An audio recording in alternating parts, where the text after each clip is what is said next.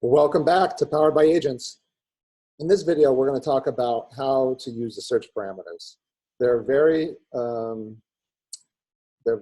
deep, so you can get pretty far into this once there's a bunch of listings on the system and a bunch of agents.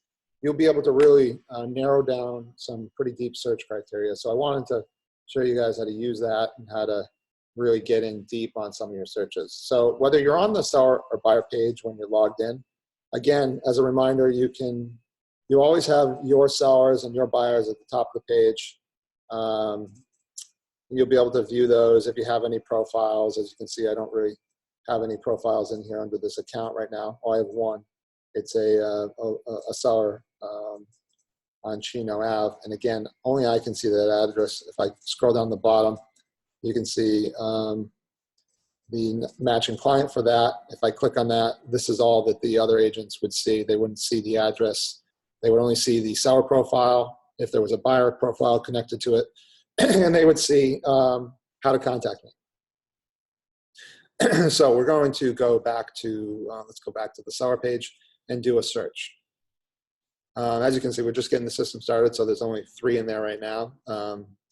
So we're going to start our search by clicking on a keyword. So if like Southbridge was our main search term, we could easily find that, and you'll see all the listings in Southbridge.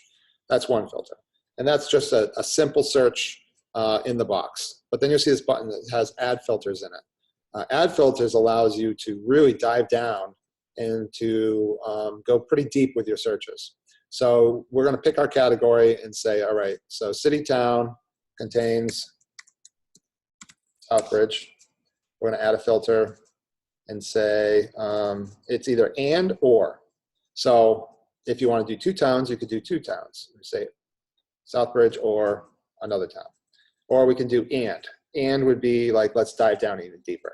So this is where the price range comes in, where we talked about that with putting sellers in there, is we're going to pick the price range we want. So we're looking for houses in the 340 to 380 range. I want to add another filter, and let's say that doesn't cover your entire price range. So then you're going to go in and add another price range. So 340 to 380, 380 to 420. We also want, let's say we want a certain living area. We really want 2,000 to 2,500 square feet. We want, we'll consider anything under that. We want a certain number of beds. Pick 2, 3, get another filter, another filter, another filter, another filter, another filter, another filter. You can really dive down deep with this. So basically, once you dive into those filters, it's either it's in Southbridge and this and that, or it's or. Or it could be one or the other. So you just pick your parameters, and you can really dive down and search. I'm going to add that filter. All right. We're going to hit submit. And you can see all these have been added. It's not showing any matches. So then we can do one of 2 things. We can go in and we can adjust, or you can start taking some of these out. Just click on the X's. You can take them out.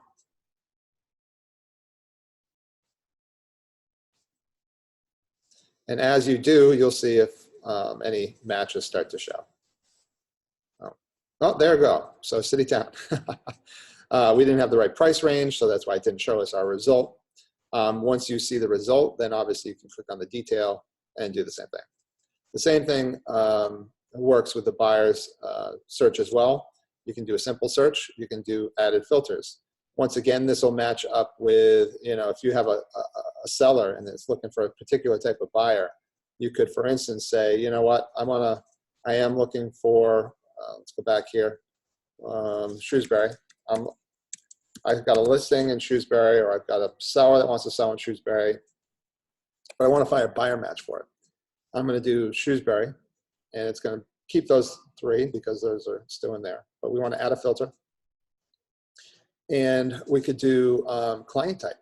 So we can we can go in here and say, I need an investor. I need a cash as is buyer. And you can find a buyer for your property by doing this kind of search. So it's, in this case, there's no buyers who match that. But if there were, they would come up here and you could identify which agents you need to reach out to that have clients who are willing to purchase sight unseen, cash as is, privately. And you could, for instance, you could solicit a 5 to 10 or 20 real estate agents who are looking for that kind of opportunity without having to have that seller, for instance, sell that property on Zillow or to one of these investment groups. It'll give you the opportunity to better serve them by putting it selectively in front of the right type of buyers that can buy that property. You know, it's doing a disservice, in my opinion, if we tell clients your only option is MLS. If you want to sell your house for the most amount of money, then certainly MLS is it. But you are going to get a bunch of people walking through your house.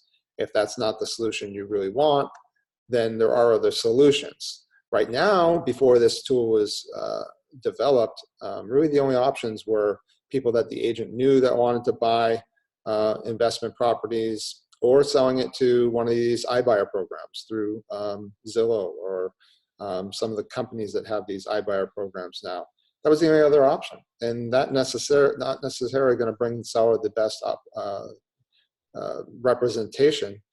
If you could then use a system like this to take it to a group of the right buyers privately and discreetly, and solicit competitive offers from 5 to 10 different investors that you could show it, and showing it to the right 5 to 10 instead of showing it to 150 people who are then going to talk about how the seller's parents lived and how, you know, maybe trashed it was.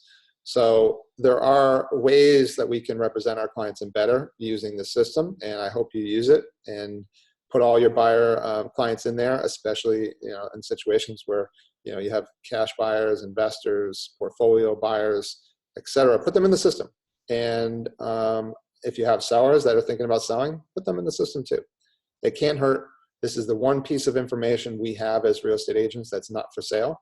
So use it to your advantage, and we'll have a successful system. Thanks.